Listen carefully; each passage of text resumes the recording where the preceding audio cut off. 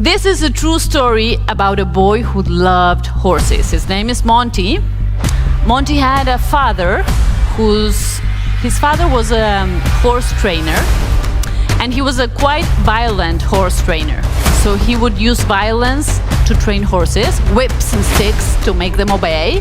And he would not only be violent with the horses, but he would also be very violent with a little kid, with his son, with Monty. So many times Monty would escape from his father, and he would take refuge in nature, and he would spend hours and hours observing the horses. And he realized something. As he was observing the horses, he realized that horses would never use violence to teach younger horses how to do things. They would use soft body movements. And so he started dreaming, and he said, what if one day I can become a horse trainer using no violence? And so one day Monty goes to school, and the teacher asks him and the fellow classmates, what do you want to do when you grow up? Have you ever been asked that? Yeah.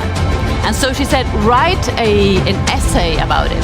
What's your dream? And so Monty went back home, and he spent the entire night writing out his dream, and he put all the details, and he went back to school, and he handed the essay to the teacher, and he's all proud, and the teacher reads it and says, no, Monty, come. What you wrote here, so you want to live in California in a 62-acre ranch, and you want to breed race horses? It's not gonna happen. You come from a very poor family, Monty. You guys live in a trailer. It's not gonna happen. So I want you to write something more realistic. I don't want you to get frustrated. So Monty goes back to his house with the essay. And what do you think he did? Do you think he changed it? No, he didn't change a single comma. So he goes back to school with the essay untouched, hands it back to the teacher. The teacher is reading it again and says, okay, Monty, I don't think you understood. If you don't change this, I will give you an F. F for fail, for zero. So Monty looks at her and says, fine, you keep your F. I keep my dream. I'm gonna repeat that. He says, you keep your F, I keep my dream. Do you think that's a cool answer? Give him a clap, because it's a true story. His fame, he started getting really good in this technique, and he started being world known, and the Queen of England, who's very fond of horses, who loves horses, heard about him.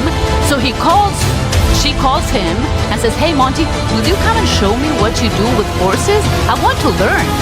And so he's there with the Queen, and she's very impressed with what he's doing. And so she says, hey Monty, you need to write a book.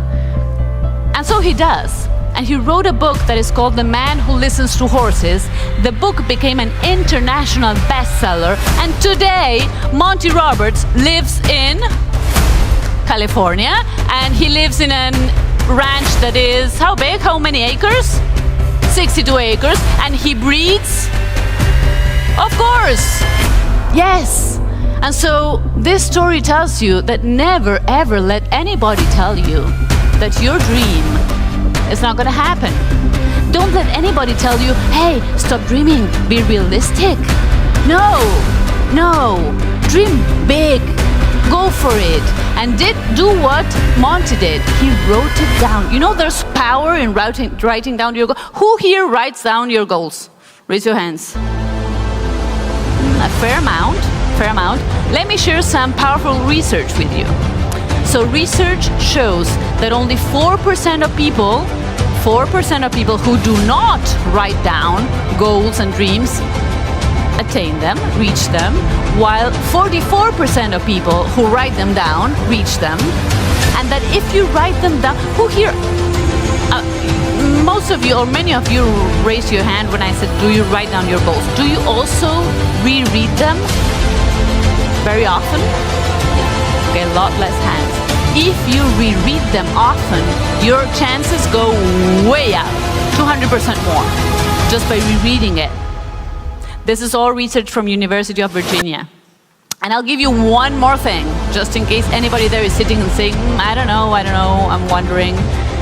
Research shows that people who write down their goals and reread them all the time earn, gain, make 9 times more money than those who don't. So, how about that?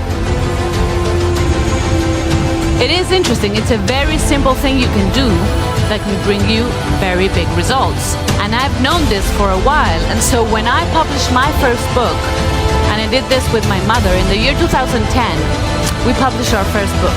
And within 2 weeks, we received a phone call. We were driving to the city. We received a phone call from our editor. And he says, hey, ladies, I'm calling to congratulate you. I said, oh, wow, what happened? You just made it to the bestseller list. And this is the dream of any author. When you write a book, your dream is to become a best-selling book, which means basically everyone is reading your book. And so we were so happy. And I'm on the phone, and my mom is driving, and I tell her, we just became bestsellers. And she looks at me and she goes, what day is today? And I go, we're in August, right? I'm like, yeah, Mom, do you feel okay? Just August 2010?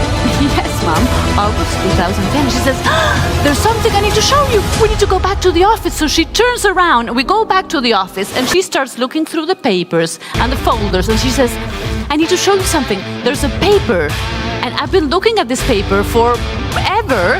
It has to be somewhere here. And then she finally finds it, and it's like all, you know, it's old and wrinkled, and she hands it over to me and she says, read this, please.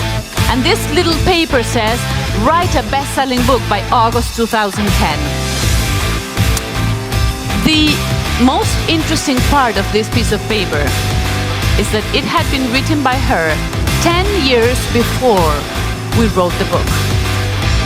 So when she wrote that piece of paper, we had no idea we would write this book. We had no idea. It was not in our plans. It was not even in, it was not there. We were not even working together.